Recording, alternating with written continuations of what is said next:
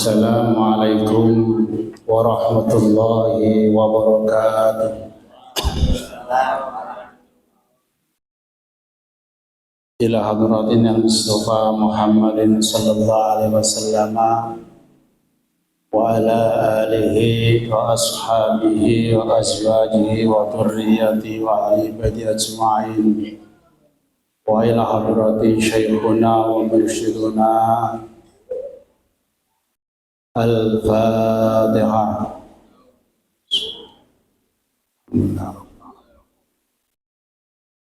Ya.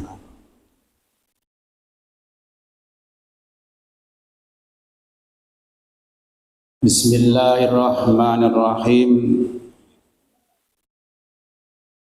Bayanu tafsilit turuki utawi nerangake pira-pira rinciane thariqah. Wa mahali halan pira-pira panggonane tafsir turuk. Amma tafsilu anapun utawi perincian fa amman naksabandiyatu mangko anapun utawi thariqah naksabandiyah famadhkurun mangko iku den tutur ta den sebut firrasihati ing dalam kitab rasih wa maktubatil imami lan pira-pira tulisane al imam Naksabandi wan nafahati lan kitab nafat wa risalatil qudsiyati lan kitab risalatul qudsiyah wa tajiyatu lan tajiyah wal khatimi lan wal khitabu lan ucapan di Muhammadin Barsa ketuwi Imam Muhammad Barsa wa muftahul ma'iyati lan kitab miftahul ma'iyah wa ammal qadiriyatu anapun utawi thariqah qadiriyah fa fi bahjatil asrari mangko iku ing dalam kitab bahjatul asrar wal hunyati lan kitab al hunyah wa qala idul jawahir lan qala idul jawahir wa futuhatil ghaib lan kitab futuhul ghaib wa nafahatul qudsi lan kitab nafahatul qudsi wal manaqib lan manaqib wal ghausiyati lan ghausiyah wa ammas sadliyatu anapun utawi thariqah sadliyah fa fil mafakhiril aliyati mongko iku ing dalam kitab mafakhirul aliyah wal kawaqibiz zahirati lan kitab qaibuz zahiriyah wal manaqibilan manaqib wal waridati lan pira-pira wiridan wa marifa'iyatu lan anapun utawi thariqah rifaiyah fa fi bahjatir rifaim iku ing dalam kitab bahjatir rifaim wal wasaya lan pira-pira wasiat wal manaqib lan pira-pira manaqib.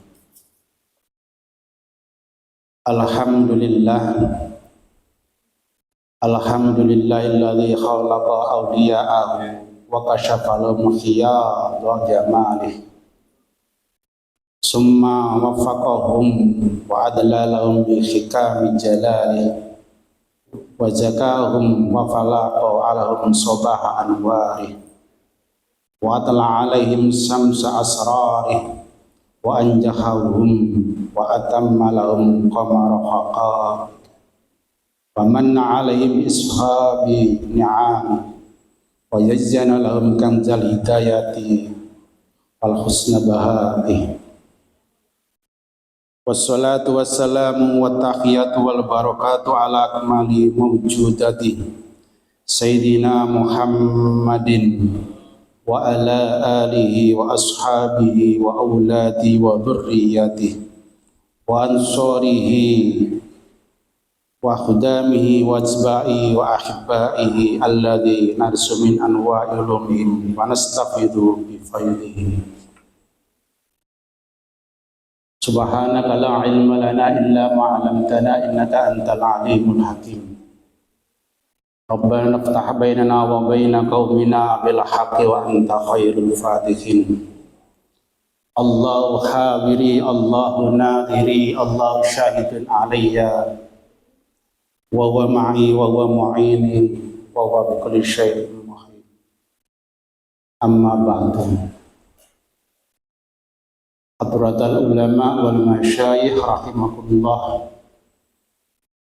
khususon guru agung kita Syekh Ahmad Shahibul Wafadatul Arifin serta keluarga dan ahli baitnya, seluruh jajaran pengurus LDTGN Jawa Timur, Haji Ali, Bapak Kasman, serta sekjennya Haji Kusairi, Ketua LDTGN Mojokerto Haji Junaidi, keluarga,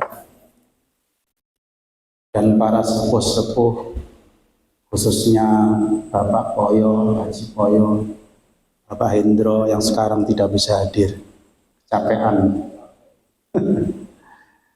Dan seluruh ikhwan akhwat yang berbahagia. Alhamdulillah, Allah telah menakdirkan kita bisa berkumpul di sini dalam rangka belajar zikir, belajar hataman, tawajuh kepada guru-guru mursyid kita.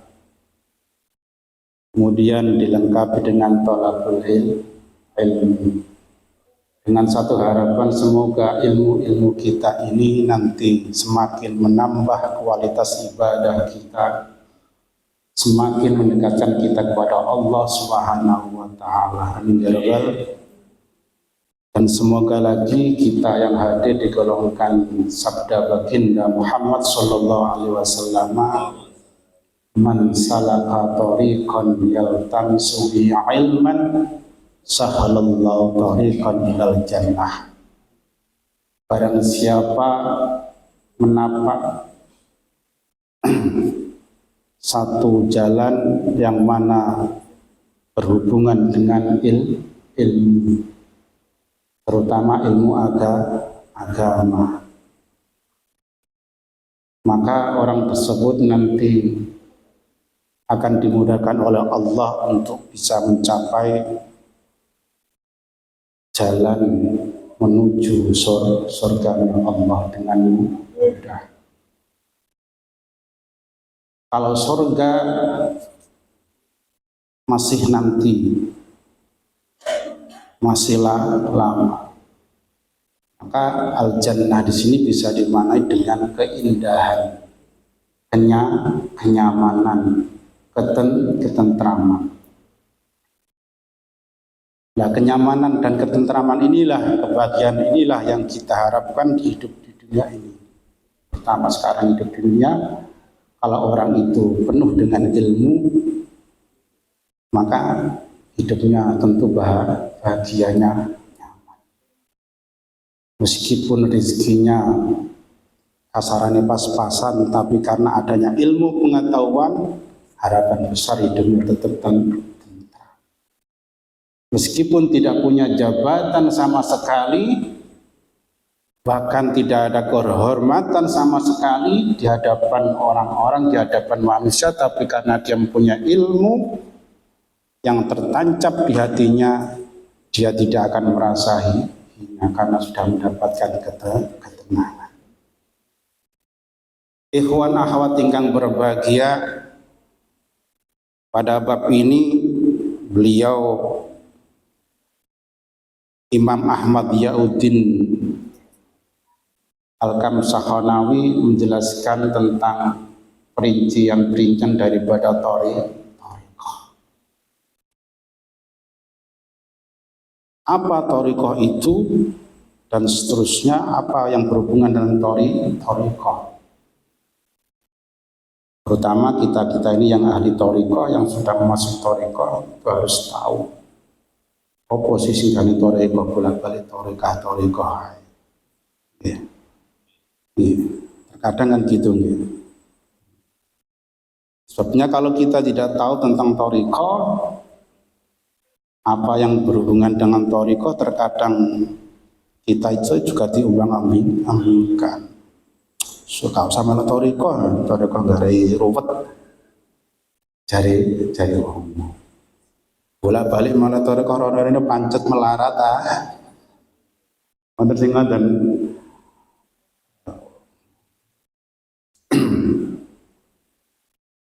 Thariqah, kata thariqah, at-thariqah itu di dalam Al-Quran disebutkan sebanyak 5 kali. Ada kalanya itu bentuk mufrad itu tunggal, ada kalanya bentuk jamak, single dan plural. Kita sering mendengarkan ayat di antaranya Allah istaqamu ala thariqati la asqainahum ma'an wadaqah. Seandainya manusia itu istiqamah, continue, acek yo, bisa acek lah, continue lah. Keadaan apapun tetap istiqamah. Duwe suge tetap susah seneng yo istiqamah. Dan iki sing angel. Repot sithik gak usah istiqomah. Panen sithik thariqah ditinggal. Kesel sithik gawe alasan dari istiqomah alasan. Repot sithik dadi pengurus ngurusi pilkada istiqomah koran sulit makanya. Padahal janji Allah asqainahum ma'an ghadaqa, janji Allah diberi itu dengan lam taukid, tidak main-main di situ. Akan saya beri mereka limpahan minuman kepada mereka ma'an ghadaqa.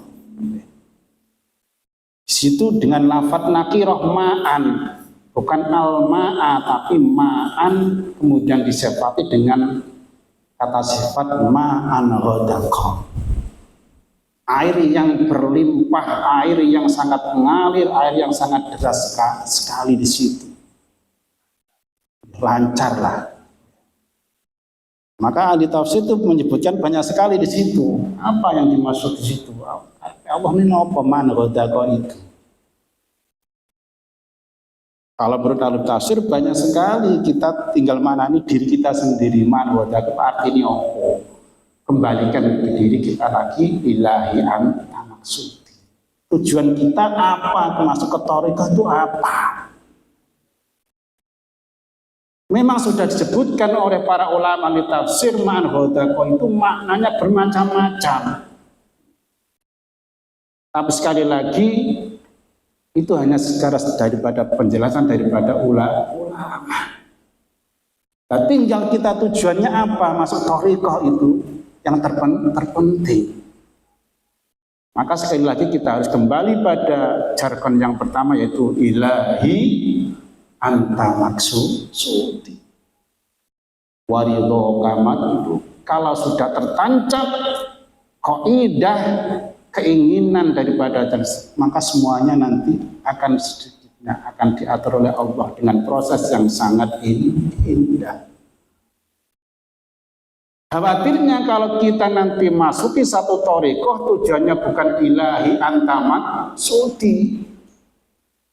Kepingin macam-macam lah ya, macam-macam banyak. Kepingin dagangan laris, kepingin pangkatnya semakin meningkat, kayaknya semakin pengaruhnya semakin berpengaruh dan sebagainya.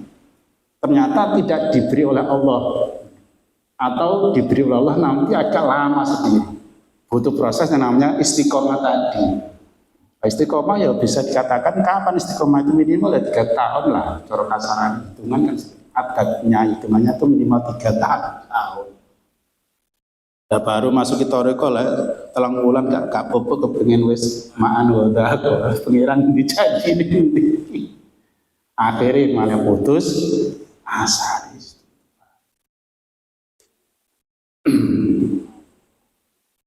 Dan banyak lagi ayat-ayat yang menyebutkan dengan kata toriko. Yang terpenting lagi bahwa kita mengikuti toriko, tujuan pertama adalah ilahi tanas, bukan yang lainnya. Kalau nanti belum tentu Allah akan memberi, justru membuat kita semakin jauh daripada Allah.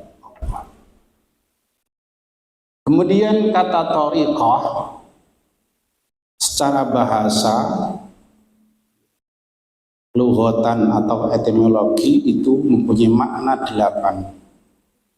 Apa yang pertama adalah al-kaifiyah. At-tariqatu lughatan bimakna kaifiyah. Tata cara atau di situ adalah jalan di situ.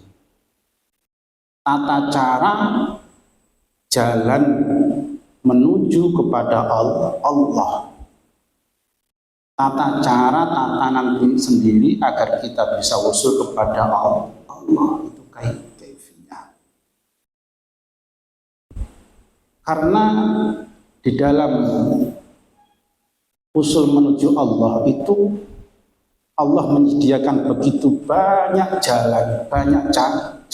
Bahkan disebutkan dalam satu kitab, Allah memberikan jalan kepada makhluk-makhluknya untuk bisa usul itu sebanyak daripada nafas-nafas makhluknya. Begitu rahmat rahimnya Allah agar seluruh manusia itu bisa usul. Tetapi kita harus ingat ada jalan-jalan yang mana jalan itu membelokkan daripada jalan untuk usul kepada Allah.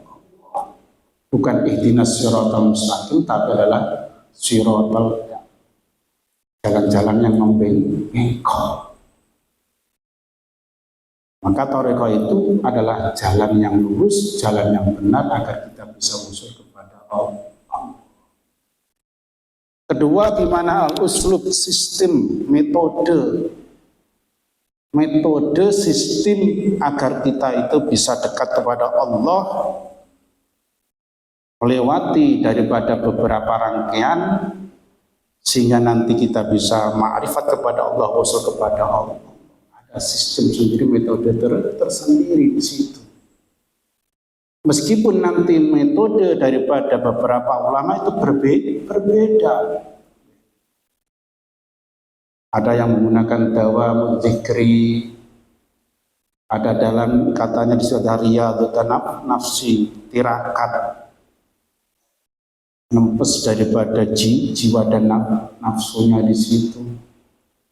Dengan ada sistem lagi di situ adalah tahalli dan tajal trisulanya daripada sufiyah. Metode. Maka kalau kita sudah mengerti daripada toriko satu metode, harapan besar nanti kita itu harus yakin betul bahwa yang metode kita itu yang terbaik. Tapi kefanatikan itu jangan sampai menyebabkan kita itu menyalahkan metode yang lain. Jangankan mereka yang sudah punya toriko, yang belum toriko pun jangan sampai kita itu menyalahkan. Kon gak dikir kon toriko, kon sekalah kon itu, apalagi sampai mengkafirkan muskon kafir kos tapi gak toriko podo. Bahaya. Nah itu penyakitnya orang sing ahli toriko. Mentang-mentang dia sudah ditalqin, mentang dia punya metode cara zikir yang menurut dirinya itu hebat dan seterusnya, menyalahkan toriko yang lain, mengkafirkan orang yang belum masuk toriko. Fatal, kita sudah terjerumus dalam satu jebakan daripada syaitan. Hendaknya kita itu menjadi panglima pasukan-pasukan Allah, malaikat untuk bisa mengajak dalam toriko, usul kepada Allah, malah kita menjelekkan mereka, mengkafirkan mereka. Mereka semakin jauh daripada tauhid. Bahkan lagi terjebak dalam nafsu ujub dan lainnya, karena termasuk terlalu fanatik dalam satu toriko. Memang kita harus yakin betul bahwa toriko kita itu yang terbaik. Sebabnya dengan keyakinan tersebut kita akan menjadi mantap, yakin menapa dalam satu toriko, terutama BDN. Tapi jangan lagi kita sampai menyalahkan toriko yang lain. Kemudian yang ketiga bermakna madhab ini hampir sama. Ini kalau madhab itu sering disebutkan dalam ajaran atau kitab fikih, madhab Syafi'i dan seterusnya, aliran atau pendapat haluan dan seterusnya. Nah di sini madhab itu juga kalau dalam fikih itu asalnya 19. Kita Ahlus Sunnah wal Jamaah mengikuti 4 madhab, Syafi'i, Maliki, Hambali, kemudian Hanafi. Jangankan 4 madhab, 1 madhab saja kita sudah bingung terkadang.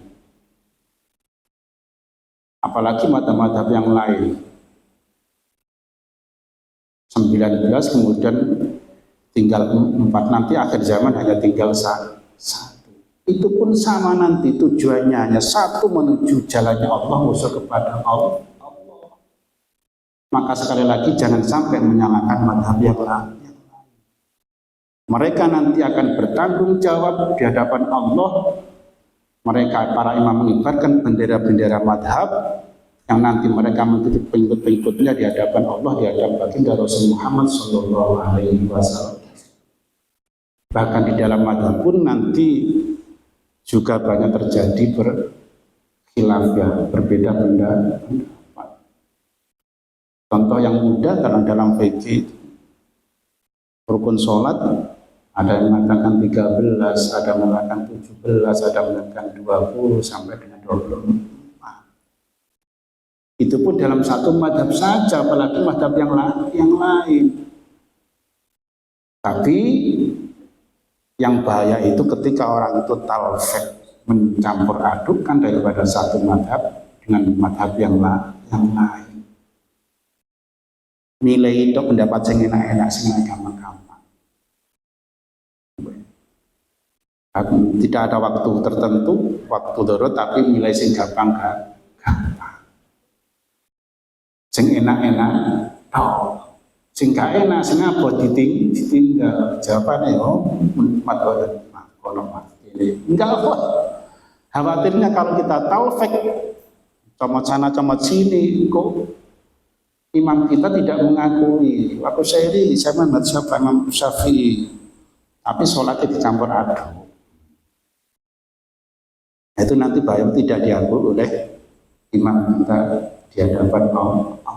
Boleh mencampur adukan ketika dalam keadaan tertentu dan ada maslahahnya, dan dalam keadaan tertentu tadi tidak boleh mencampurkan. Kemudian yang keempat adalah bimakna al-halah, keadaan, kondisi daripada hati. Artinya ketika orang itu telah berthariqah, nanti keadaan hatinya itu ada tingkatan-tingkatan tersendiri. Karena apa?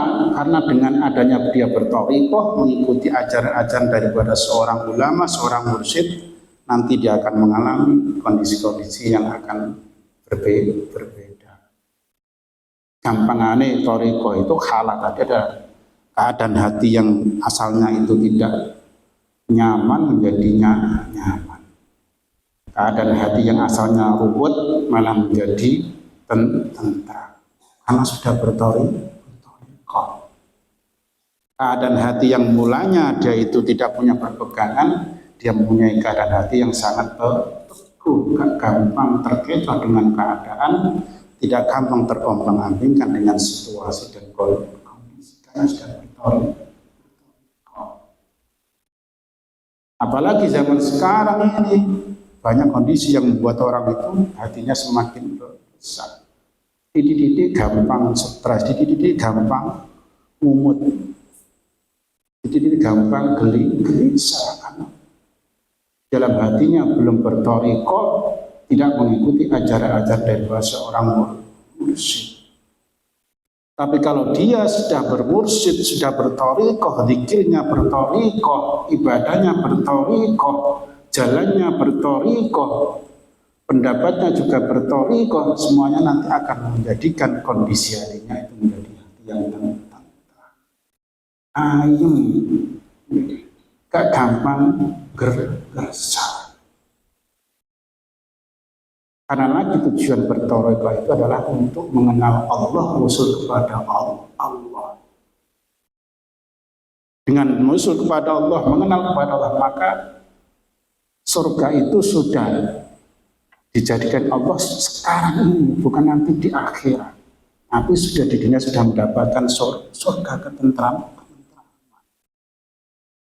Karena surga itu nanti bermakna nyaman, indah, taman. Apapun keadaan taman itu pasti dalam keadaan indah. Apalagi penuh dengan pelayan-pelayan dan fasilitas sangat memadai. Kemudian yang kelima adalah at-tariqatu bimakna an-nakhla at-tawilah, pohon kurma yang menjulang sangat tinggi.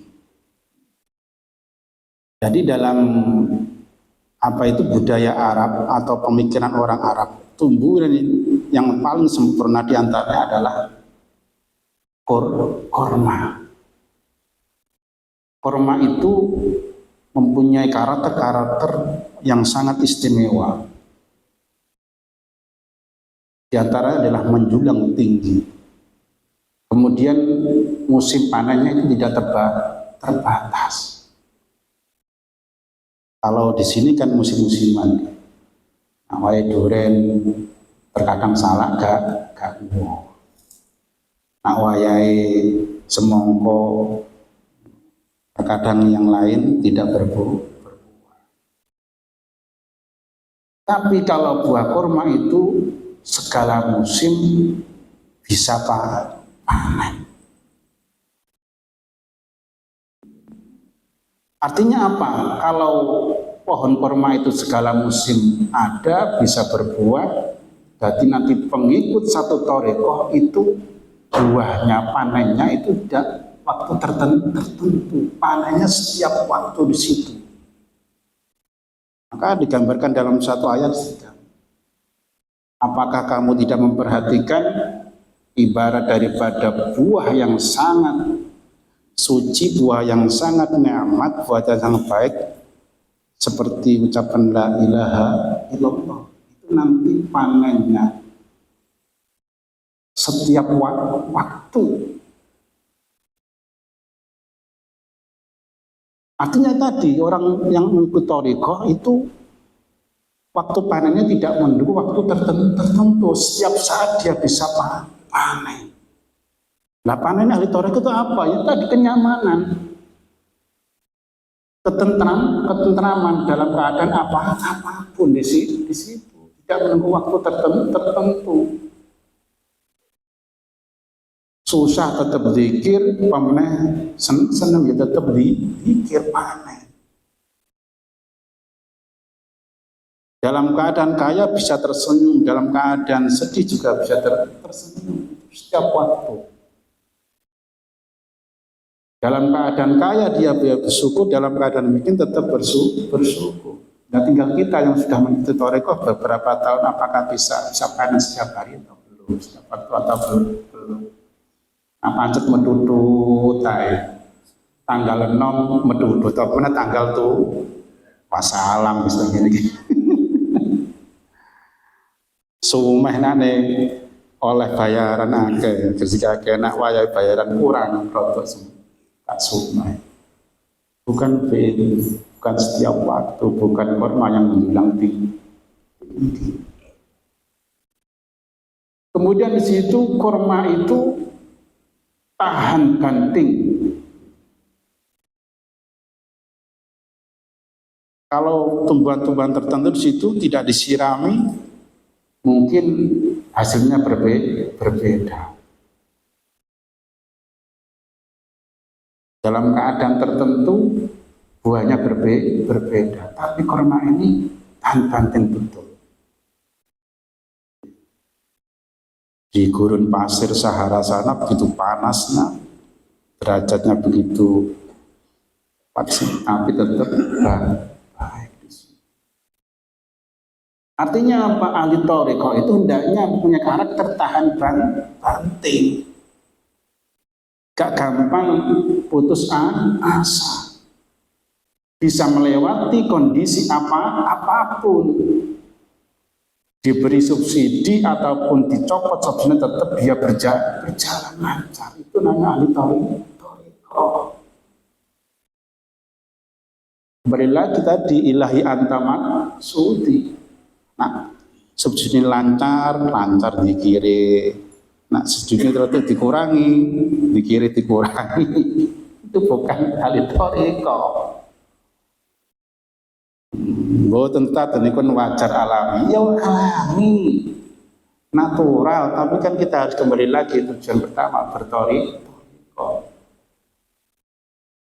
Tidak terbatasi, tidak terkontaminasi dengan kondisi, tetap karakternya kuat. Dan banyak lagi karakter-karakter daripada buah korma. Minimal di situ menyimpan banyak rahasia tentang kehebatan obat-obat ataupun yang bisa dimanfaatkan daripada buah korma di situ.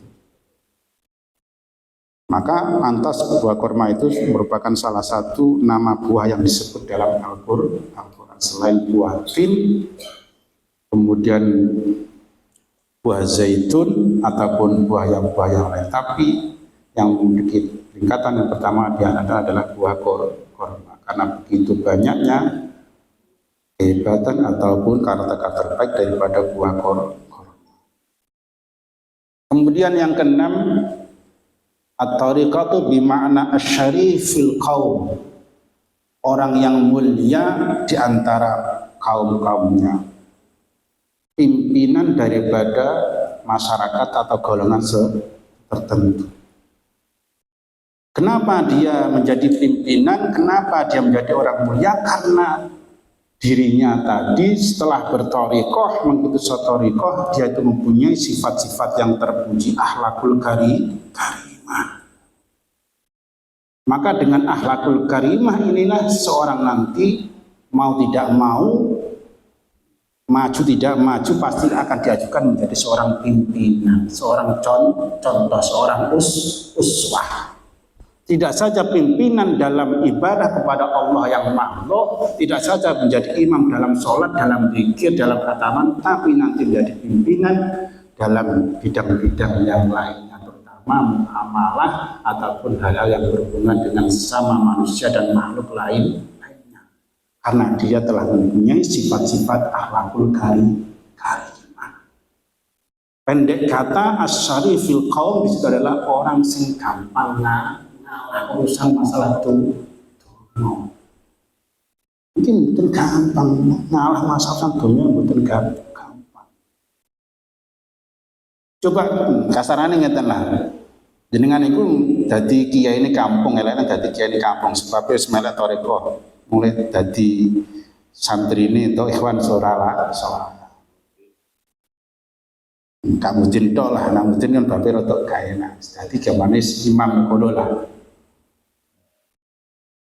Buah tahlil, buah kono. Kemudian di situ ternyata berkatnya kurang. Sing diundang 1000 ternyata kono semalah sing teko 1500. Buah sing teko malaikat itu pokoknya lebih daripada kuotanya lah. Kira-kira sampai sudah di imam jadi mimpin kono ngalah betul kira-kira. Berkata pakaian itu mawon kalau buatan pun sebagai kalau asyarifil qaum sebagai kalau thariqah. Pantun, keren. Kira-kira jare satu diniki, kula saged takir tapi ngomah mangke don cali, golek-golek kok. Oh iya napa jenengan ustaz dadi pimpinan malah gak oleh berkat orang ngajar ya. Ben ustaz modal opo jare ini. Inilah. Wong wedok gremeng akhirnya kita yang berthariqah terkontaminasi dengan gremenge wong wedok. Punya ini gak terima. Kalau gak ngalami ngoten niku kira-kira. Diuji thariqah kita itu. Mencari ahli thariqah ternyata nggak bisa ngalah masalah itu. Kepengin ngarep terus. Ngarep amplope, ngarep imam, ngarep berkat, ngarep dan samanggono dan seterusnya. Bukan itu. Yang terpenting tadi asyarifil qaum adalah asyarif indallah inda ahlis sama. Pimpinan di hadapan Allah, pimpinan di hadapan para malaikatnya Allah. Diuji tadi kita bisa enggak menjadi pimpinan di hadapan manusia, terutama mereka itu kita harus ngalah iman. Kalau kita mampu ngalah, ya, insya Allah dengan sendirinya nanti mereka itu dididik oleh akhlak kita. Inilah bajunya itu ini lembutan kata geleman namanya. Seandainya diuji lagi, kemudian dikonek lagi, akhirnya dengan sendirinya nanti Allah memberikan ma'an ghodako dengan jalan yang lain. Ya. Padahal diantara makna sufi yang kemarin saya terangkan, sufi itu apa? Baginya dunia itu adalah sangat kecil sekali, sangat hina sekali. Nah, bapak kan berkatanya kok nggak ada nyawa di hati ini kok bingung. Sufi sing model bapak kan masalah dihormati wae bingung, menjadikan halah kita, kondisi hati kita tidak bisa zikir kepada Allah. Maka ini sangat paling ujung, paling terpenting gitu. Kalau kita inginnya jadikan asyarifil qaum terus didekno terus diajono terus, jangan-jangan nanti kita tidak merasa dan tidak terasa telah memasuki jiwa-jiwa ataupun hati yang hubur riasa. Cinta, kesengsem, kedonyan masalah, seneng, jadi pimpinan penyakit yang membahayakan, yang terkadang kita tidak merasa. Maka jadi kiai RT nak semanggono urip umpamane teko keri gak semanggono ngarep akhirnya gak gelem ngimami. Loh, penyakit ini bahaya. Meskipun itu secara dibenarkan. Mane Pak Hamid niki jadi kiai kampung teko keri. Nah ini ahli-ahli yang di situ kan harus memenangkan. Monggo Ustaz Habib ngajeng kan ngoten. Ternyata ada kono sing ngundang lali tenan aku. Hamid pacak ning pojok kono. Sing terakhir berkati gak oman sisa. Waduh. Wassalam temen iki tore iki di gontal tenan iki. Ini iki. Makanya pengalaman juga penting sebab ini kena pengalaman tenang mawon. Kalau kita bertoriko ya santai lah. Asyarifil qaum di dunia itu tidak ya penting, tapi yang terpenting adalah fi'al sama indah. Enggak kemalan lah, enggak kedonyan masalah jadi pimpinan dunia dan ngarepan. Sebab torikohnya, zikirnya telah tertancap di dalam jiwa dan raganya, bahkan ucapannya sekalipun dia telah melakukan asyarifil qaum. Sekali lagi ya abot ini. Ya napa ta? Pertama Ustaz Udin ngabot jare Ustaz abot Ustaz sebab iku kiwa tengenku lho sing gak abot.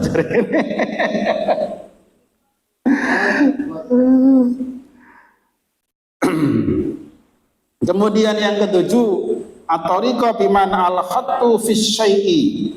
Goresan atau garis atau batas tertentu. Artinya ketika orang itu setelah masuk di satu thariqah, maka ada batasan-batasan garis tertentu. Ini yang dibolehkan, ini yang tidak dibolehkan, ini setengah dibolehkan, dan ini yang wajib terus dan seterusnya. Maka ketika orang itu telah menyatakan saya telah berthariqah, maka dia harus mengetahui daripada rambu-rambu atau jalan-jalan ataupun batas-batas tertentu. Kita seumpamalah dalam berkendara, bersepeda atau bermotor tentu ada peraturan batas-batas tertentu. Kita main sepak bola pun begitu, ada garis-garis tertentu di situ. Setiap momen apapun di situ mesti ada batasan-batasan tertentu. Nah kita ini hidup dunia ini menjadi pemain. Maka dunia Allah dunia itu permainan. Karena permainan nanti ada wasitnya, ada batas-batas tertentu. Kalau mainnya kita ngawur, ya sudah diberi oleh wasit. 1 kali, 2 kali kena SP, 3 kali akhirnya wassalam ditokno. Nah kalau jonen permainan kita nggak apa-apa, kalau ditokno pangeran yang gini, wassalam kita, status hamba kita sudah. Kita bermotor begitu, berkendaraan begitu ada aturan-aturan tertentu, ini garis putih, ini garis apa, ada yang putus, ada yang tidak, itu mengerti. Sebabnya ada toriko. Nah, saya dewe sampai bawa terus nih polisi, bawa terus nih, karena kita menyalahi aturan sudah ada tertentu.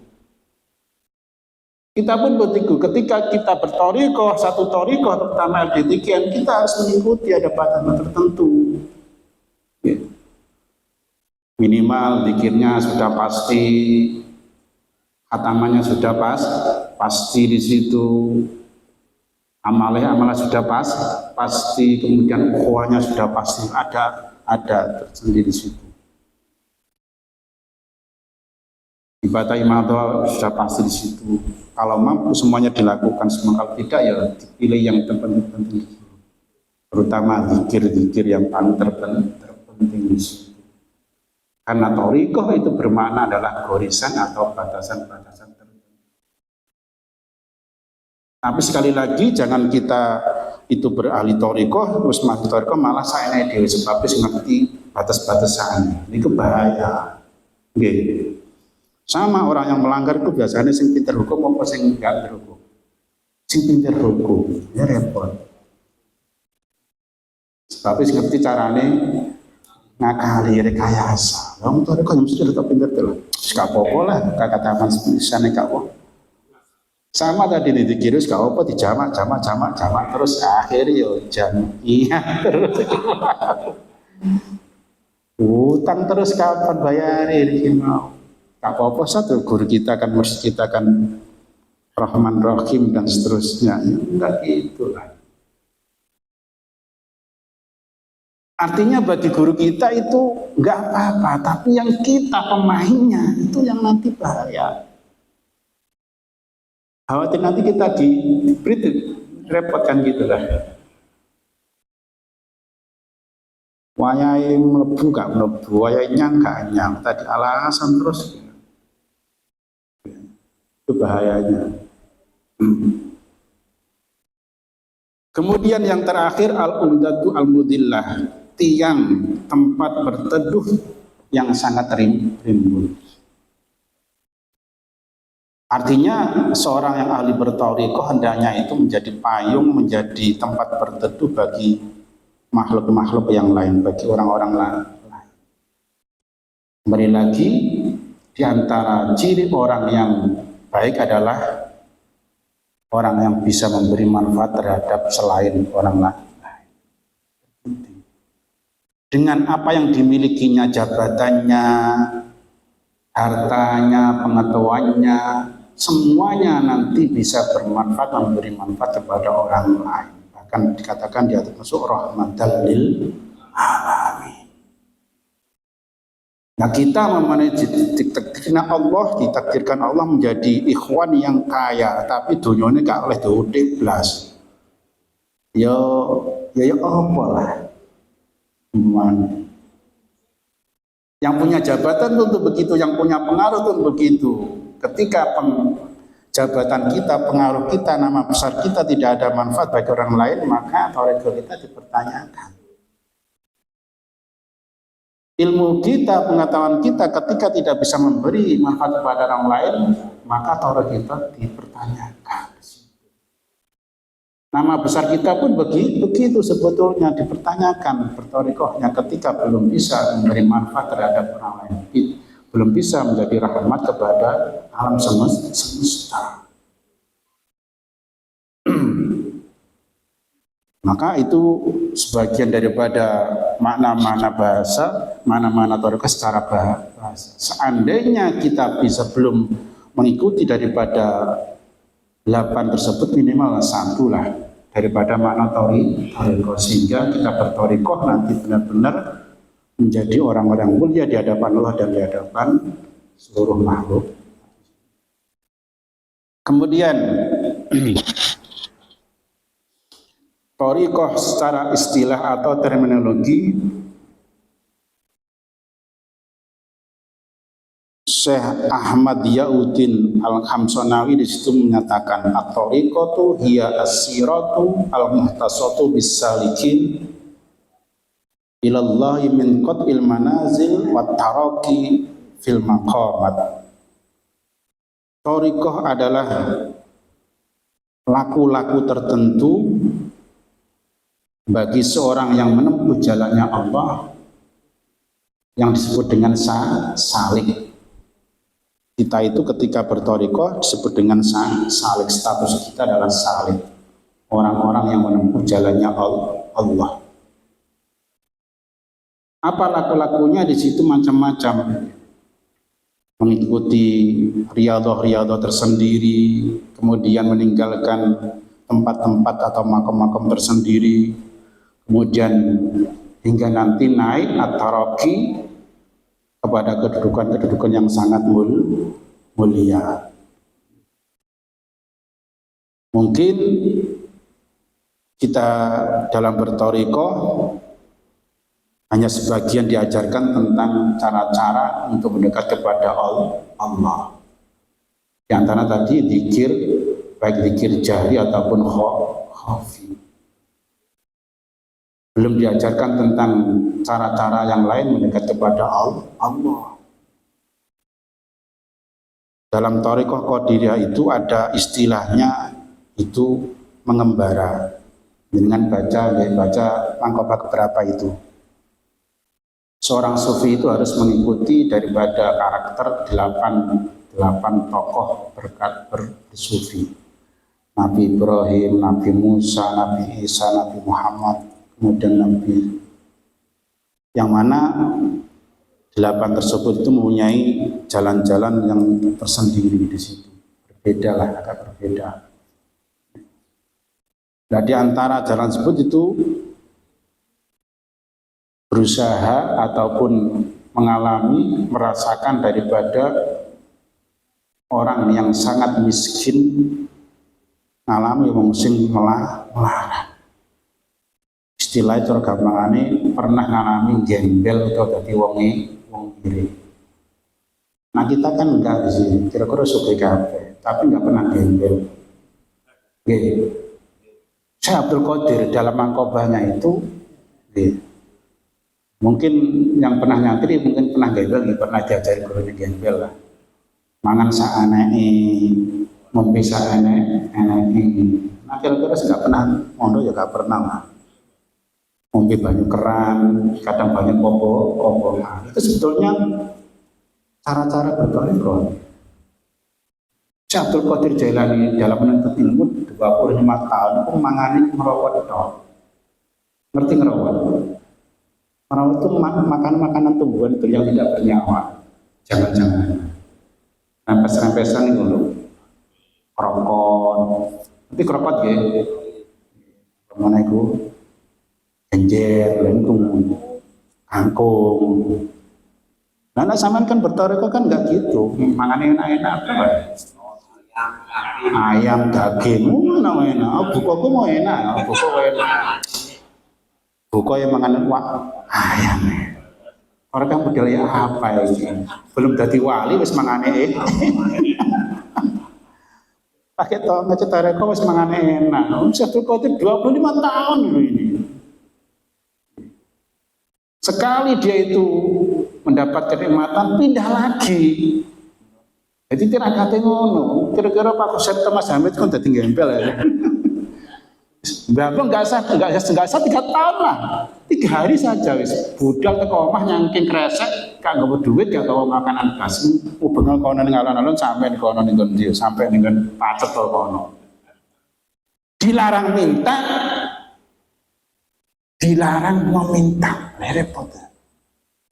Seandainya ada yang memberi dan kenal kita, juga tidak boleh.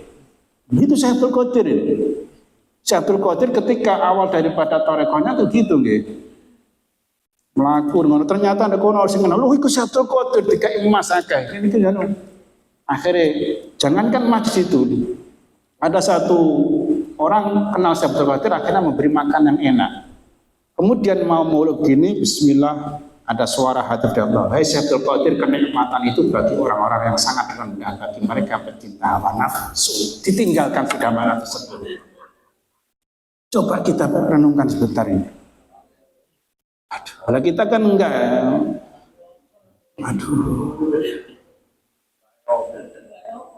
Takut makanannya apa, lauknya apa.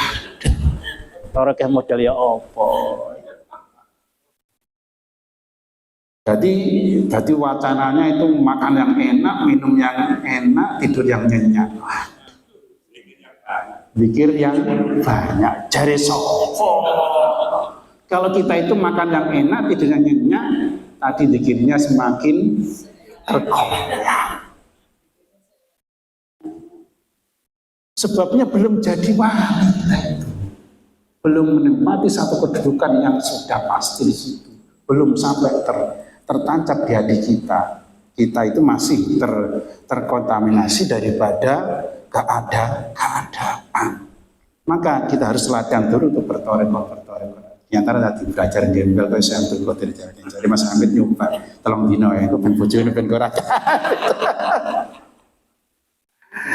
Allahu Akbar.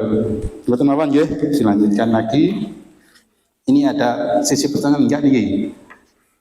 Pun ya, karena untuk meningkat waktu, mungkin pertemuan pada malam hari ini menjadi pertemuan yang dirahmati Allah, menjadi ilmu-ilmu yang bermanfaat mendekatkan kepada Allah. Kita bisa mengikuti daripada ajaran satu thariqah, terutama thariqah Qadiriyah Sepediyah, sehingga kita nanti bisa usul berjumpa dengan guru-guru mursyid kita, dengan baginda Rasul, dengan Syekh Abdul Qadir Jalani. Amin ya rabbal alamin. Bismillahirrahmanirrahim. Alhamdulillahirabbil alamin hamdan yuwafi ni'mahu kafi rabbana. Allahumma ij'alna wa ahlana wa dhurriyyatana wa talamidana wa jama'atana min al-'ilmi wal khairi min al-ibadah min al-salam min la ilaha illallah Muhammad Rasulullah. Yassir lana umurana umruddin wa dunya wal akhirah sallimna min akhiratid dunya. Allahumma anfa'na bima 'allamtana, Allahumma anfa'na bima 'allamtana, Allahumma walimna ma yanfa'una walimna ma yanfa'una. Allahumma nabil qulubana wa qulubi dzalika man ta'abbu bi syamsika samsika abadan wa rahman ya rahman. Bi sayyidina Muhammadin wa bi sayyidina Qadir wa bi sayyidina Rasulullah wa bi sayyidina Al-Fatihah.